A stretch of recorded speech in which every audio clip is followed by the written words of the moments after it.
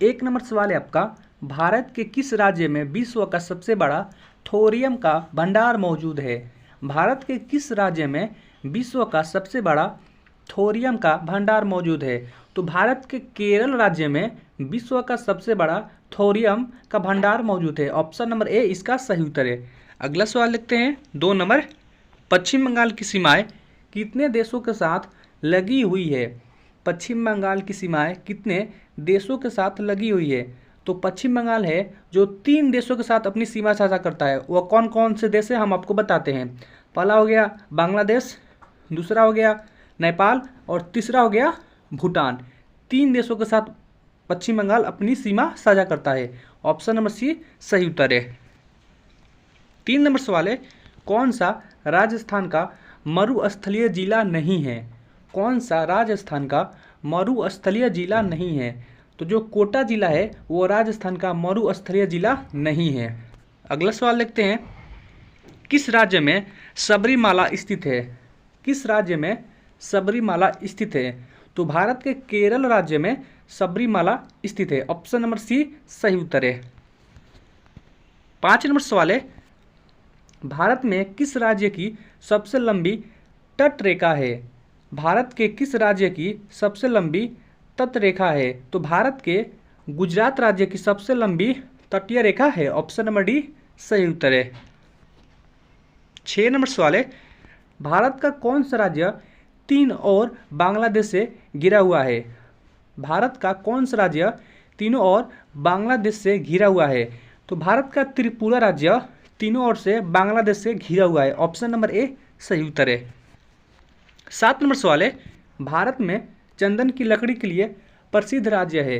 भारत में चंदन की लकड़ी के लिए प्रसिद्ध राज्य है। तो भारत में चंदन की लकड़ी के लिए प्रसिद्ध राज्य कर्नाटक राज्य है। ऑप्शन नंबर सी सही उत्तर है। 8 नंबर सवाल है, नागरहोल नेशनल पार्क किस राज्य में है? नागरहोल नेशनल पार्क किस राज्य में है? तो नागरहोल नेशनल पार्क भारत के कर्नाटक राज्य में है। ऑप्शन नंबर बी सही उत्तर है। 9 नंबर सवाल है, भरतपुर पंछी अभयारण्य किस राज्य में स्थित है? भरतपुर पंछी अभयारण्य किस राज्य में स्थित है? तो जो भरतपुर पंछी अभयारण्य है वो राजस्थान राज्य में स्थित है। ऑप्शन नंबर डी सही उत्तर है। 10 नंबर सवाल है, सुंदरवन के जंगल को क्या कहा जाता है? सुंदरवन के जंगल को क्या कहा जाता है? तो सुंदरवन के जंगल को मैनग्रोव कहा जाता है। ऑप्शन नंबर बी सही उत्तर है। 11 नंबर सवाल है, भारतीय वन जीव संस्थान स्थित है? भारतीय वन जीव संस्थान स्थित है। तो भारतीय वन जीव संस्थान देहरादून में स्थित है। ऑप्शन नंबर सी सही उत्तर है। 12 नंबर सवाल है, भारत में सबसे अधिक कौन सी मिट्टी पाई जाती है? भारत में सबसे अधिक कौन सी मिट्टी पाई जाती है? तो भारत में सबसे अधिक जलोढ़ मिट्टी पाई जाती है। ऑप्शन नंबर सी सही उत्तर है। आप लोग सारे प्रश्न याद करते चले क्योंकि सारे प्रश्न VVI क्वेश्चन है, एग्जाम में पूछे जा सकते हैं। 13 नंबर सवाल है, कपास उगाने के लिए कौन सी मिट्टी उपयुक्त होती है? कपास उगाने के लिए कौन सी मिट्टी उपयुक्त होती है? तो कपास उगाने के लिए काली मिट्टी उपयुक्त होती है। ऑप्शन नंबर सी सही उत्तर है। अगला सवाल है, दालचीनी पेड़ के किस भाग से एकत्र की जाती है? दालचीनी पेड़ के किस भाग से एकत्र की जाती है?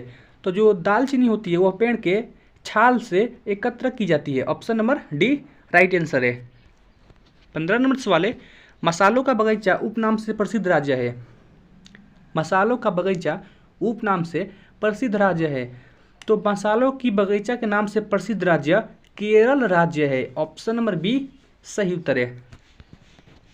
16 नंबर सवाल है आपका, किस राज्य को भारतवर्ष का चीनी का कटोरा कहा जाता है? किस राज्य को भारतवर्ष का चीनी का कटोरा कहा जाता है? तो उत्तर प्रदेश राज्य को भारत का चीनी का कटोरा कहा जाता है। ऑप्शन नंबर ए सही उत्तर है। 17 नंबर सवाल है, भारत में गेहूं का सबसे बड़ा उत्पादक राज्य कौन सा है?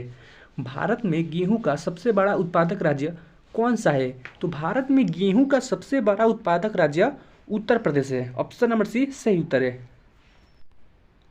18 नंबर प्रश्न है आपका, त्रिवेणी नहर में किस नदी से पानी आता है? त्रिवेणी नहर में किस नदी से पानी आता है? तो त्रिवेणी नहर में गंडक नदी से पानी आता है। ऑप्शन नंबर सी सही उत्तर है।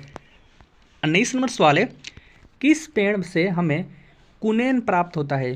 किस पेड़ से हमें कुनैन प्राप्त होता है? तो सिनकोना पेड़ से हमें कुनैन प्राप्त होता है। Option number B right answer है। 20 नंबर सवाल है, भारत का सर्वाधिक पटसन उत्पादक राज्य कौन सा है? भारत का सर्वाधिक पटसन उत्पादक राज्य कौन सा है? तो भारत का सर्वाधिक पटसन उत्पादक राज्य पश्चिम बंगाल राज्य है। ऑप्शन नंबर डी सही उत्तर है आपका। अगला सवाल लिखते हैं 21 नंबर, नीली क्रांति किससे संबंधित है? नीली क्रांति किससे संबंधित है? तो जो नीली क्रांति है वह मछली उत्पादन से संबंधित है। ऑप्शन नंबर ए सही उत्तर है। 22 नंबर सवाल है, लौंग होता है, लौंग होता है, तो लौंग एक सूखे फूल होता है। ऑप्शन नंबर डी सही उत्तर है। 23 नंबर सवाल है, किस नदी से राजस्थान नहर को निकाला गया है? किस नदी से राजस्थान नहर को निकाला गया है? तो सतलज नदी से राजस्थान नहर को निकाला गया है। ऑप्शन नंबर सी आपका राइट आंसर है। 24 नंबर सवाल है, कौन से दो राज्य कावेरी जल विवाद से जुड़े हैं? कौन से दो राज्य कावेरी जल विवाद से जुड़े हैं? तो कर्नाटक और तमिलनाडु राज्य कावेरी जल विवाद से जुड़े हैं। ऑप्शन नंबर ए सही उत्तर है। 25 नंबर सवाल है, सरदार सरोवर परियोजना किस राज्य में निर्माणाधीन है? यानी जो सरदार सरोवर परियोजना है वो किस राज्य में निर्माणाधीन है? तो वह गुजरात राज्य में निर्माणाधीन है। ऑप्शन नंबर डी सही उत्तर है आपका। 26 नंबर सवाल है, भारतवर्ष की सबसे लंबी नदी कौन सी है? भारतवर्ष की सबसे लंबी नदी कौन सी है? तो भारतवर्ष की सबसे लंबी नदी गंगा नदी है। ऑप्शन नंबर डी सही उत्तर है आपका। 27 नंबर सवाल है, दमन गंगा किस नदी का प्राचीन नाम है? दमन गंगा किस नदी का प्राचीन नाम है? तो जो दमन गंगा नाम है वो गोदावरी नदी का प्राचीन नाम है। ऑप्शन नंबर सी सही उत्तर है आपका। 28 नंबर सवाल है, मेघना किन दो नदियों की सम्मिलित धारा है? मेघना किन दो नदियों की सम्मिलित धारा है? तो जो मेघना है वह गंगा और ब्रह्मपुत्र नदी की सम्मिलित धारा है। ऑप्शन नंबर डी सही उत्तर है आपका। 29 नंबर सवाल है, गोदावरी नदी का उद्गम स्थल कौन सा है? गोदावरी नदी का उद्गम स्थल कौन सा है? तो गोदावरी नदी का उद्गम स्थल है नासिक। ऑप्शन नंबर ए सही उत्तर है आपका। 30 नंबर सवाल है, किस नदी का उद्गम स्थल भारत में नहीं है? किस नदी का उद्गम स्थल भारत में नहीं है? तो इनमें से जो सतलज नदी है इसका उद्गम स्थल भारत में नहीं है, बाकी सभी नदियों का उद्गम स्थल भारत में है। तो ऑप्शन नंबर डी हो जाएगा राइट आंसर। भारत में सतलज नदी का उद्गम नहीं है। अगर आप चैनल पे पहली बार आए हैं तो चैनल को सब्सक्राइब कर लें, वीडियो को लाइक करें और शेयर करें ताकि दूसरे स्टूडेंट को भी हेल्प हो सके। और आप लोग कमेंट बॉक्स में बताएं कि 30 सवालों में से आप लोग कितने सवाल का जवाब सही दे पाए। तो मिलते हैं एक और नई वीडियो के साथ, तब तक के लिए जय हिंद, वंदे मातरम।